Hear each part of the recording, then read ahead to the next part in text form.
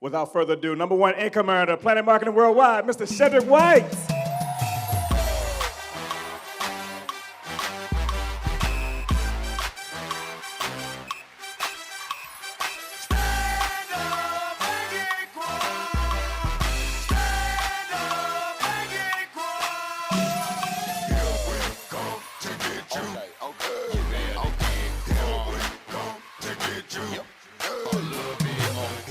All right, Atlanta.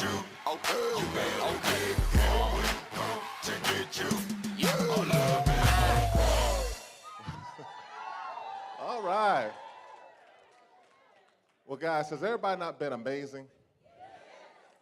As they was going over their presentations, I was almost like, what do I have to present on? Because it was talking about everything. But what I'm going to talk to you briefly for a few moments is understanding that network marketing is just business.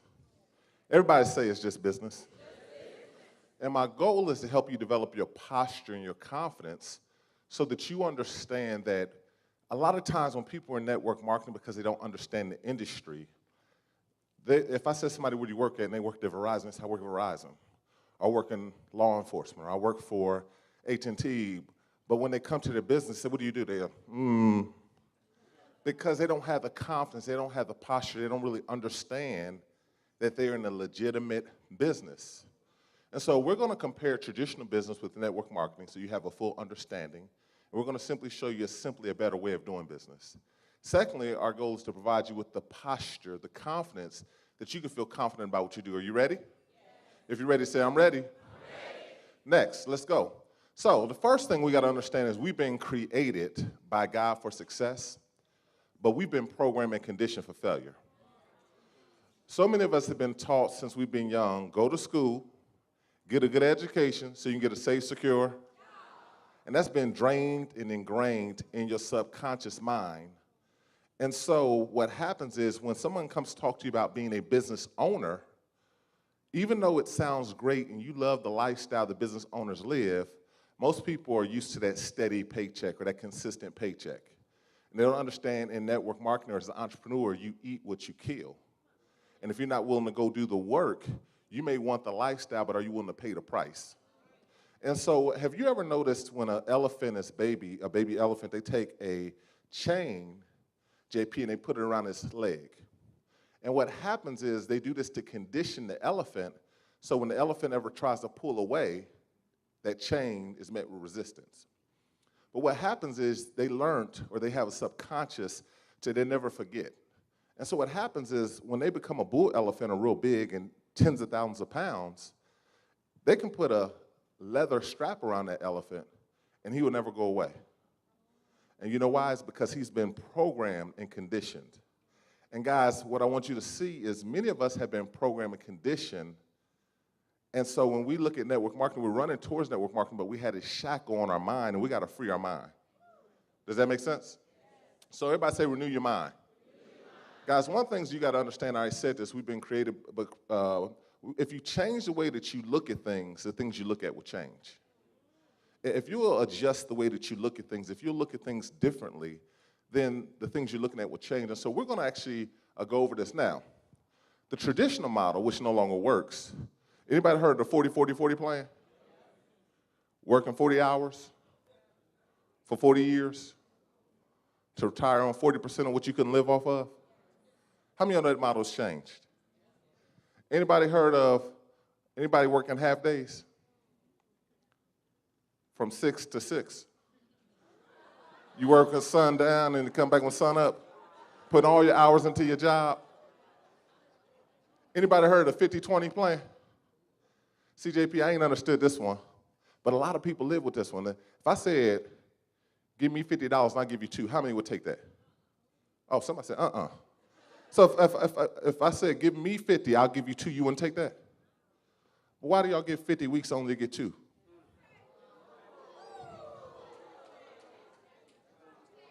So you let somebody control your time and tell you when you could take a break, right? And so now we have a culture of worrying. And now you're worrying if I will get fired. You're worrying if the company's going to go out of business. You're wondering if you can have the money to send your kids to college. You're wondering if you can still juggle the plates, right? But more importantly, anybody know about the Maypop? You wonder if you can pay for those May Pop tires? Because your tires may pop if you don't change them right. But guys, here's the thing. Here's the thing. We got to reprogram the mind. And I'm gonna really go into more technical training. But one of my favorite books says in Romans 12:1-2 that we have to be transformed by renewing of the mind. We have to get a new thought. And so what I understand is this. This is a quote by one of my good friends. He said, until the pain of change outweighs the pain of remaining the same, only then will one change. And so many people are in their comfort zone. But where you want to get is into your money zone. And how many know your comfort zone ain't that comfortable? So will you allow me to stretch you just for a moment? So let's go. Now, having said that, business. Everybody say business. Now, I'm going to be here, this is going to be like school. We're about to do 101 business.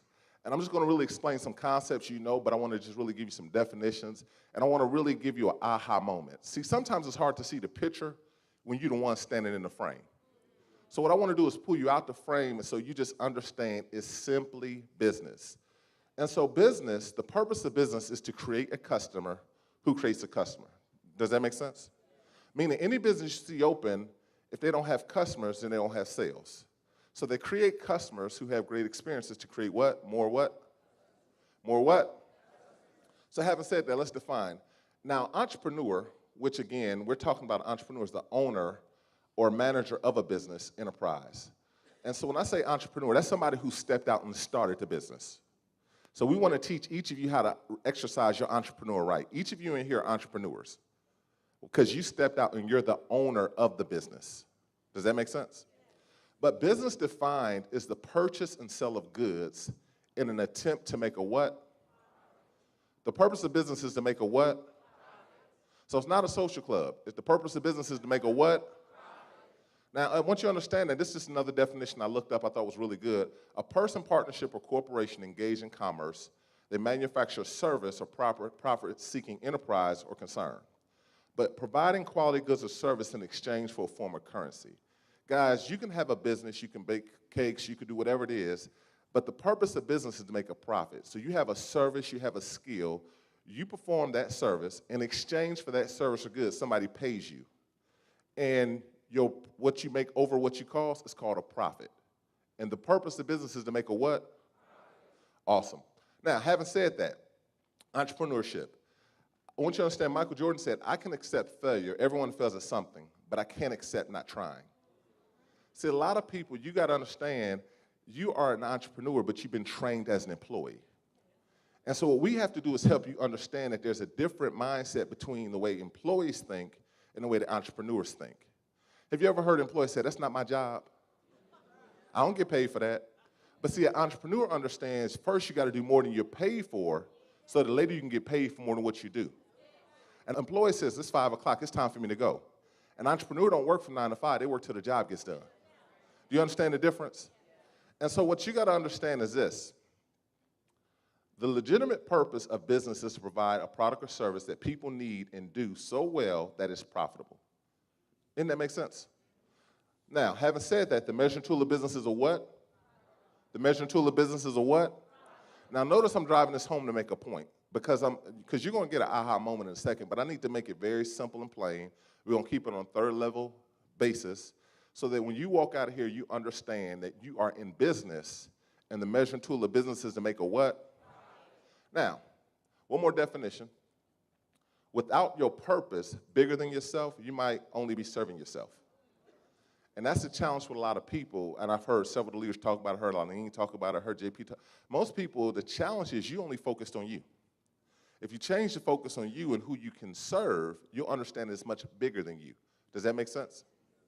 So, this is something I learned in ministry. One of my mentors, he said, find the need and meet it.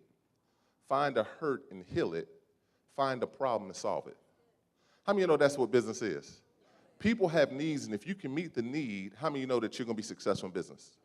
People are hurting, but if you can help heal the hurt, they want what you have. People have problems. If you can show them that you can solve their problem, then they're open to what you have to share. Does that make sense? So having said that, let's go to the next definition. Marketing. Now, we talked about business. Business is an exchange of service to make a profit. Everybody follow that? Now, marketing is a method in which business is promoted. Marketing is the ability to promote your product or service, making your future customers, clients, aware that your product exists. And an effective, get your product into the hands of the consumer. So, let's say that this is the best gadget in the world. If nobody knows that this gadget exists, can they purchase it?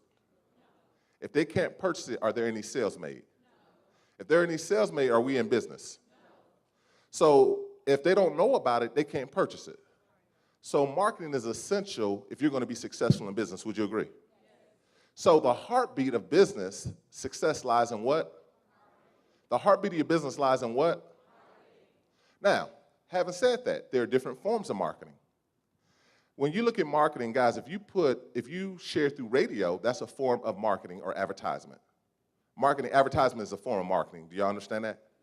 So having said that, television, you could put a television spot or you could do a commercial and you would be marketing or making people aware of your business or product through television.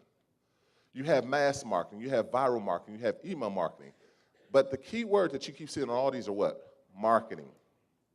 And so what a lot of people think, when you understand if nobody knows about it, they can't purchase it. Now, let's bring it home. What's the most powerful form of marketing? What's the most powerful form of marketing? A friend telling a friend, right? See, word of mouth marketing is using a happy customer to promote your business and to provide customers with such an unbelievable and amazing experience that they can't help but share the experience. See, when somebody has a good experience, how many know they go tell somebody? If you go to a restaurant, the food's really good, you go and tell people anyway. That's why we tell people all the time, you're doing it what? And so what we understand that the most powerful form of marketing is word of mouth. Now, having said that, I want to use a case study. I want to pull you out. We talked about what marketing is. You understand marketing, right? So I want to use a quick case study. Anybody have heard of this company based out of Atlanta, Georgia? Y'all heard of that company, Coca-Cola? Let me see. Have a Coke and a what? Makes you feel what? All right. So, Coca-Cola, marketing is the most important aspect of Coke's business because when you go out, even in this hotel, you'll find a what? Coke machine. It's actually a vending machine, but they do such a good job of marketing, we call it a what? But guys, Coke understands that the more stores, restaurants, fountain machines that offer Coca-Cola, the greater chance when they're thirsty, somebody's going to purchase a what? So what happens is this. Coca-Cola offers more than 3,500 brands in over 200 countries. Did you know they serve over 1.7 billion servings every day? Coca-Cola. But I told you I'm going to take you out the picture to bring you back in. Y'all ready? Y'all ready to take a journey with me? So having said that, here's what I want to let you know. In 1886, Coca-Cola was actually invented by John Pemberton. He was a pharmacist in Atlanta, Georgia. Now, he founded in 1886, but in 1889, Asa Griggs Candler incorporated Coca-Cola. So Asa didn't create Coca-Cola, Asa incorporated Coca-Cola. Does that make sense? Now, having said that, if you were opening up, let's go back in history. Let's say, for instance, this was Asa Griggs. He said, look, I want to have the largest distribution of beverages in the world. How many would be interested in knowing what you know today? Well, knowing that, where would you put machines at? And here's what they said. You established a relationship, we'll do the fulfillment. We'll fill with the products and service. All you got to focus on is putting them in outlets. Do y'all follow me? Would anybody be interested in that, knowing what you know today? So these are different places we will put them, hospitals, businesses, concerts, playgrounds. Guys, wherever there are people, you want to have an outlet. Your job is to establish the outlet. Coke is going to fill the product. But what if they said every outlet you put out there, I'm going to give you $1,000. Who would be interested? How many outlets would you put out there? A lot. So understand this. Somebody may go out there and make a lot of sales. And you make a lot of money, but then he comes back and he says, listen, guys, I want to cover the world. I'm going to pay $1,000. But what if you now begin to go share the same opportunity with other people? I'm going to pay the same $1,000. What if you paid them $500? See, let me just go on real quick. How many of y'all know many hands make a heavy load light?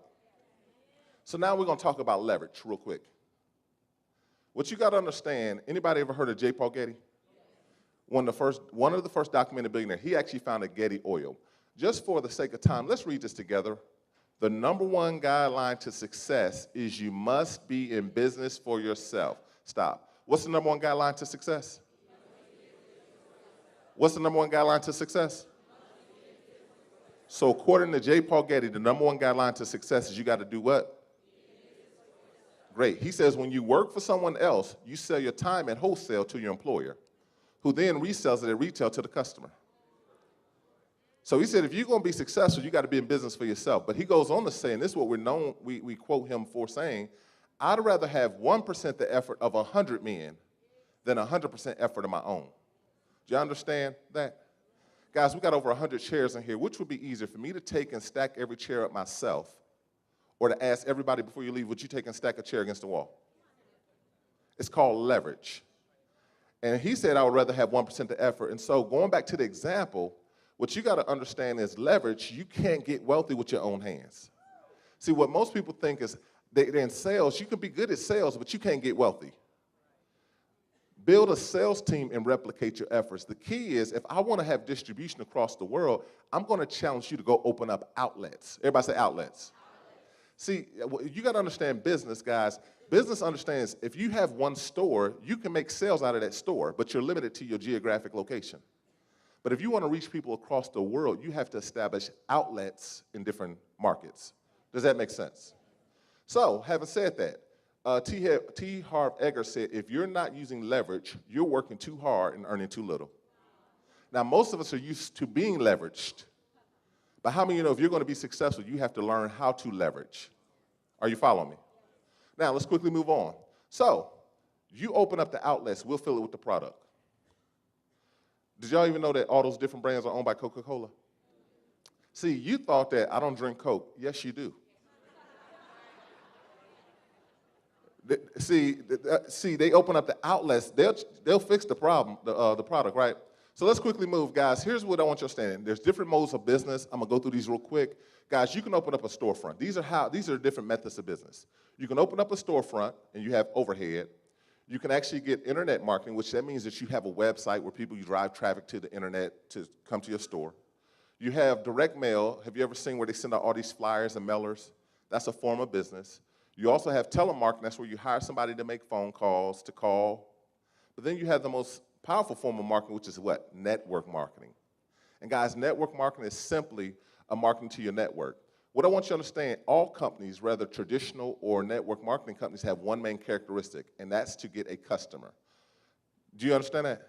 That's the purpose of all businesses, to get a customer, because if you get a customer, you got to sell. Are y'all following me? If there are no sales, there are no what? If there's no sales, there are no profits. And the measuring tool of business is to make a what? So, having said that, take what network marketing versus traditional companies, network marketing companies take the money they would spend in advertisement and they pay independent distributors for their word of mouth marketing. Do you understand that? And so traditional companies, they'll spend a lot of money in advertisement to pay and endorse celebrities who may not even use the product. That's the difference. So we're looking for a customer. This is just a quick illustration. The goal is to get a customer. Traditional companies, like in travel, you've heard of Expedia, Orbis, Travelocity, they'll use billboards, advertisement to draw a customer to make a profit. Planet Marketing, we use direct sales to sell travel agencies, and IntelliTravel pays us commissions to sell travel. Would you rather make the money? Would you rather make the money? So, thank you, timekeeper. So guys, now let's bring it home with network marketing. The richest people in the world look for and build networks. Everyone else looks for a job. Successful people look and build what? Because your network determines your what? Your network determines your network. Now, here's where everybody misses it. It's in different names. You call it network marketing. It's called relationship marketing. It's called multi-level marketing, direct sales, person-to-person marketing. It's the same thing. But a lot of people get caught up in the title. It's using your network to share a service, a product, and exchange to get a customer. And getting a happy customer, they're going to go get more customers. But you, as an independent distributor, have the ability to also recruit and train other people to go get customers. Does everybody follow me?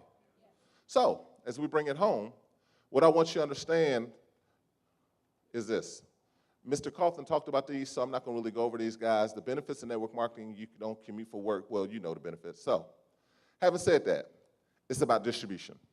In my last few minutes, I want you to understand. I talked about I built the foundation so you can understand where I'm trying to go to. Everybody say distribution. Now, I told you if you only have one outlet, you're limited in how much you can make. But if you have multiple outlets, you can make a lot of money. So let's just really bring this home. Has anybody ever heard of this company? You know what that company is? How y'all know? Because it's simple. Y'all know the mark. They've done a good job of marketing. So that's Nike. That's the company. Who's that? What's that? That's Jordan, Air Jordan. That's a brand of. So they carry Air Jordans, right? Now, let's bring this home. Global distribution. You can get your Air Jordans from these different outlets. Do you think Nike cares where you get your Jordans from? They just want you to purchase the what? So they have multiple outlets where they provide so that you can buy their product.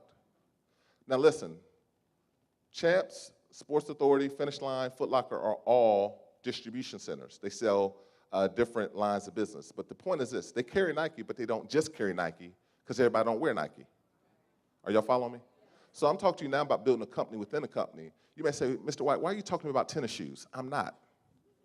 I'm talking to you about distribution. Now, what I need you to understand through Planet Marketing, we are the marketing arm of IntelliTravel.